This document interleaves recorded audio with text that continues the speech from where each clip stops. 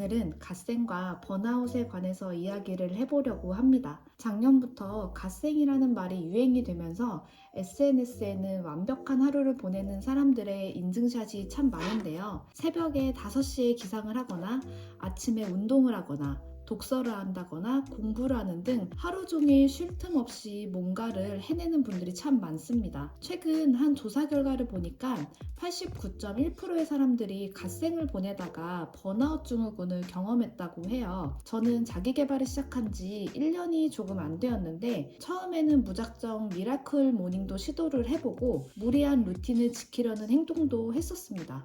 작은 성공 경험을 해나가기보다는 몇 번 실패하면 자책을 더 크게 하게 되면서 생각을 좀 하게 되더라고요. 내가 갓생을 살고 싶은 건가? 내가 왜 자기 개발을 하려고 했지? 저는 갓생을 살고 싶었던 게 아니라 제가 원하는 삶을 살기 위해서 좀 더 나은 내가 되어가는 것이 자기 개발의 목표였거든요. 그래서 다시 마음을 다잡았습니다. 미라클 모닝도 하지 않고 저의 패턴에 맞게 저의 속도에 맞는 방식을 찾아가기 시작했어요. 그러니까 10개월 동안 번아웃이 온 적도 없고 늘 하던 대로 하고 싶고 해야 할 것들을 해 나가고 있어요. 다른 사람들의 방법으로 정보를 얻는 건 좋은데 비교는 하지 않으셨으면 좋겠습니다. 남들과 비교를 하게 되면 끊임없이 뒤처지지 않으려고 애쓰게 되거든요. 뒤처진다고 느낄 때 잠시 멈추고 생각을 좀 정리를 해보셨으면 좋겠어요. 예를 들어서 독서라면 많이 읽거나 빨리 읽는 사람을 보면 조바심이 날 때도 있잖아요. 그럴 때 내가 책을 읽으려고 했던 이유가 뭔지를 다시 한번 생각해 보는 거죠. 잘 생각해 보면 다른 사람보다 앞서 나가는 것이 아닌 진짜 나의 성장을 위한 독서를 하기 위해서 책을 읽기 시작했다는 걸 다시 한번 발견할 수 있을 겁니다. 저는 진정한 자기 개발은 나다운 자기 개발이라고 생각을 해요. 나에게 필요한 부분을 성장시키는 모든 행위가 자기 개발인 거죠.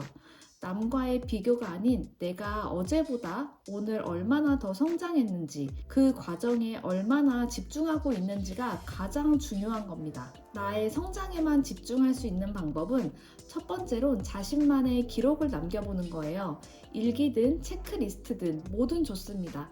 이 기록들을 보면 나의 성장을 직접 눈으로 확인할 수 있어요. 저는 노션도 활용을 하고 SNS에 글로 기록을 해두기도 하고 지금처럼 이렇게 유튜브에 기록을 하기도 해요. 그리고 개인 다이어리를 통해서 저의 성장을 돌아보고 있습니다. 두 번째로는 자신에게 맞는 기준과 목표를 세워야 합니다. 오늘부터 운동을 시작하면서 한 달에 몸무게를 5kg를 무조건 빼겠어 라는 무리한 목표보다는 일주일에 3번의 운동을 가겠어 라는 식으로 작은 목표를 세우고 습관을 만드는 게 가장 중요해요. 그리고 세 번째로는 자기 개발을 숙제처럼 여기지 않으셨으면 좋겠어요.